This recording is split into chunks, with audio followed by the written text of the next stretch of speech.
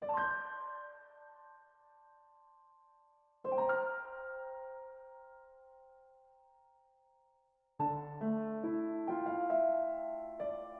were indeed a queer-looking party that assembled on the bank. The birds with draggled feathers, the animals with their fur clinging close to them, and all dripping wet, cross and uncomfortable. The first question, of course, was how to get dry again.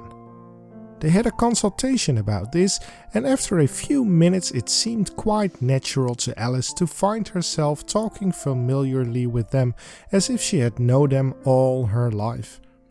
Indeed, she had quite a long argument with the Lorry, who at last turned sulky and would only say, "I am older than you and must know better." And this Alice would not allow without knowing how old it was, and as the Lorry positively refused to tell its age, there was no more to be said. At last the mouse, who seemed to be a person of authority among them, called out, "Sit down, all of you, and listen to me. I'll soon make you dry enough." They all sat down at once in a large ring with the mouse in the middle. Alice kept her eyes anxiously fixed on it, for she felt sure she would catch a bad cold if she did not get dry very soon. "Ahem!" said the mouse with an important air. "Are you all ready? This is the driest thing I know. Silence all round, if you please. William the Conqueror, whose cause was favoured by the Pope, was soon submitted to by the English, who wanted leaders and had been of late much accustomed to usurpation and conquest. Edwin and Morcar, the Earls of Mercia and Northumbria," said the Lorry with a shiver. "I beg your pardon," said the mouse, frowning but very politely. "Did you speak?" "Not I," said the Lorry hastily. "I thought you did," said the mouse. "I proceed.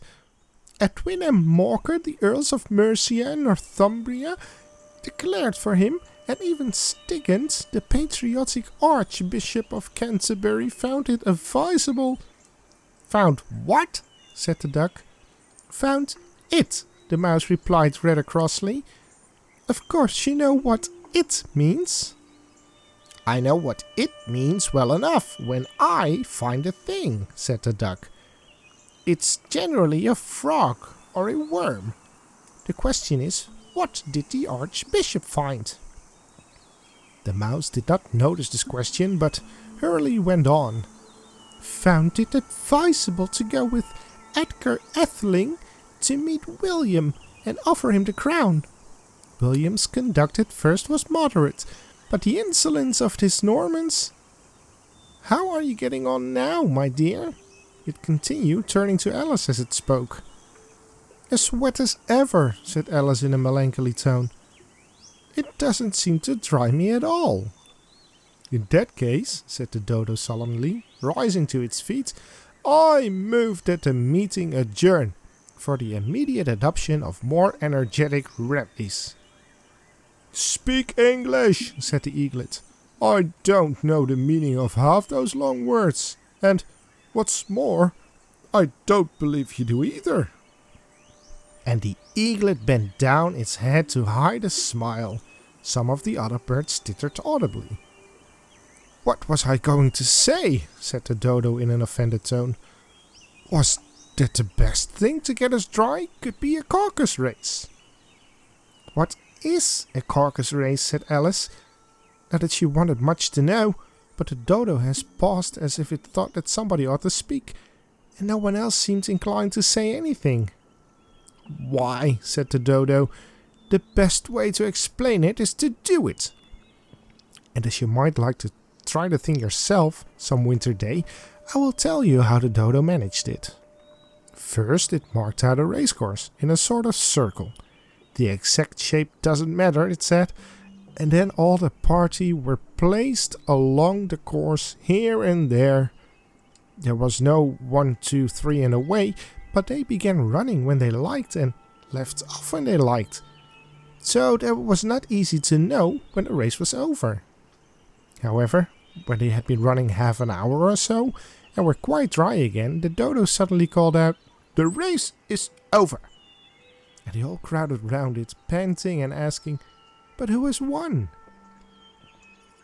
This question the dodo could not answer without a great deal of thought, and it sat for a long time with one finger pressed upon its forehead, the position in which you usually see Shakespeare in the pictures of him, while the rest waited in silence.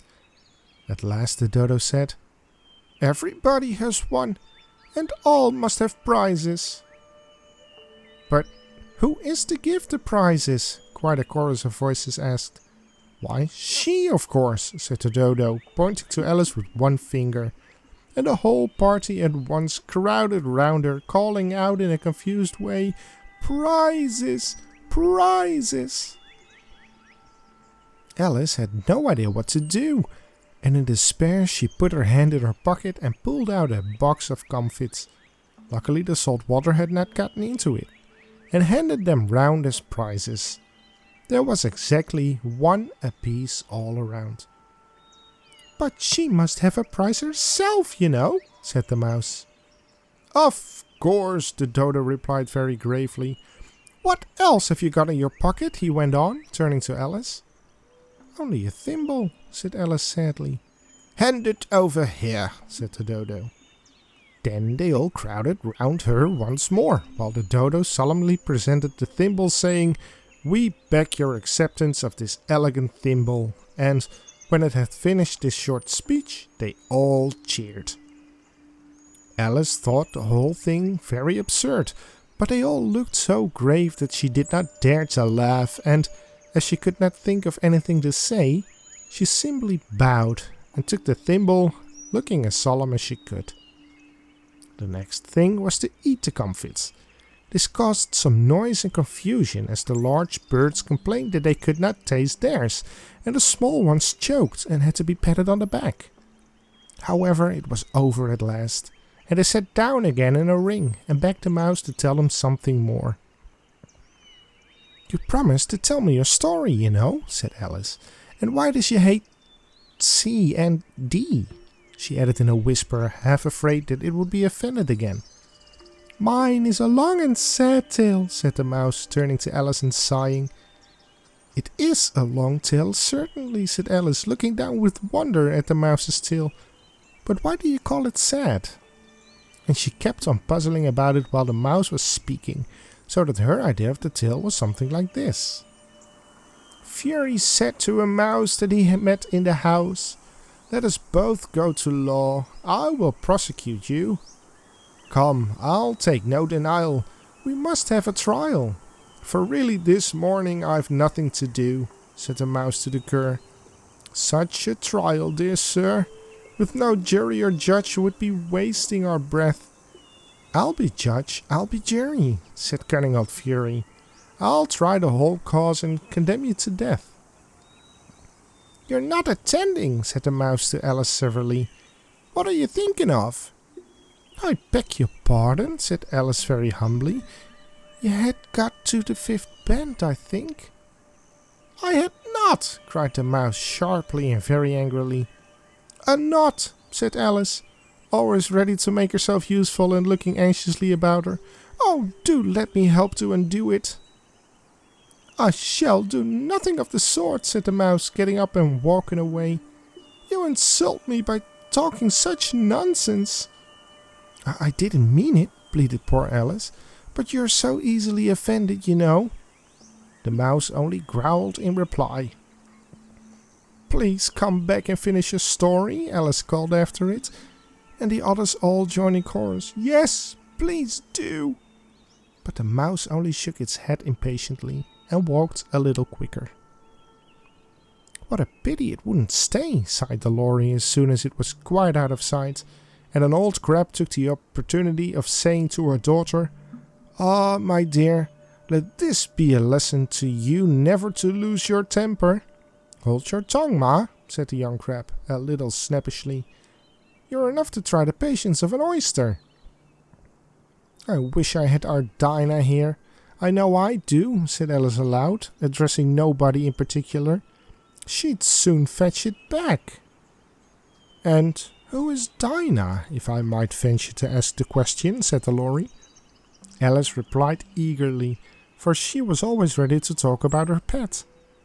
"Dinah is our cat, and she's such a capital one for catching mice you can't think.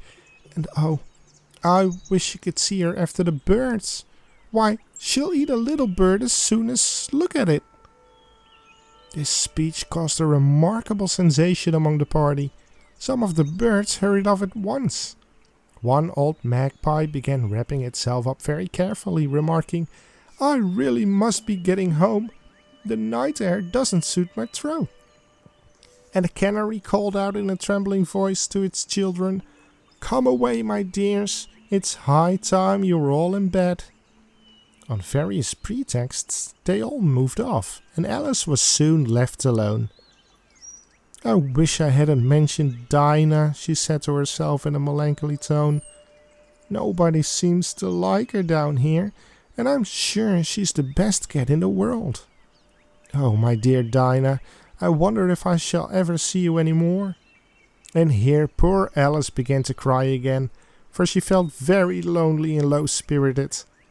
In a little while, however, she again heard a little pattering of footsteps in the distance, and she looked up eagerly, half hoping that the mouse had changed his mind and was coming back to finish his story.